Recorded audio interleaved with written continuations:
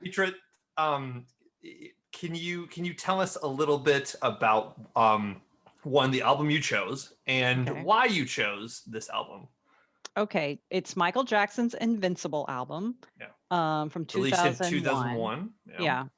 And I'm a huge Michael Jackson fan, like huge. I'm completely biased. I'm completely irrational when it comes to Michael Jackson, and I will defend him tooth and nail. As you I might. am right. I can tell That's you songs that aren't good or not and things like that, and I understand that. But most this of album everyone's wasn't album. promoted properly, and it never got really much attention. Yeah. So Kind of just a very generic sounding record that was like, I still want to sound and I want to seem relevant with the kids. Mm-hmm. yeah, There's some songs on it where I'm like, okay, like this is a okay, like pop song and everything.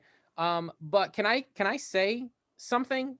Can I yes, just say that it very much say it. sounds like someone singing whose nose has fallen off? Like that's what it sounds like. It sounds somebody who no longer has a nose that is singing. Mitra. This album, this is why I was so worried about this, BJ. This is like I love Told and you I I'm irrational respect when it comes to Michael. Mitra and her opinions. She is a friend of mine. She is like family. But this album is so difficult to talk about. It's so hard to talk about Michael I will. Jackson. Yeah, I would And agree. The album is not that great. I would it's totally not. agree. Mm-hmm. And if we were talking about Off the Wall, if we were talking about Bad, if we were talking about Dangerous, if we were talking about Thriller, I would be even more conflicted because it would be hard because those albums are really, really good. But this album, But I just, everybody knows those are good, so that's why we can't talk about them. That's just like saying the sky is blue. Like we yeah, know those are good. we So know let's talk those are about the good. one that's not Right. that great, but it does have some good songs on there that I think should have had more play. I disagree. I don't even think the single is that good because I think Really? it is. I think it's overproduced.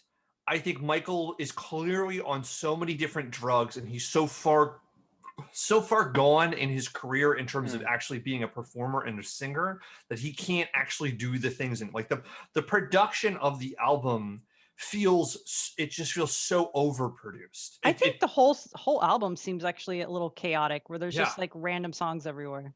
It's That's an what It I hour think. and almost 17 minutes. I mean, he yeah, crammed a lot on there. it, Because the it songs feels are like a freakishly bunch of long. songs that they had recorded earlier that they just had clips of and they were trying to figure things out with like we've talked about this before about like what's the message of the album like you know it, every single one of Jackson's albums has a larger sort of feel. The production, Mm-hmm.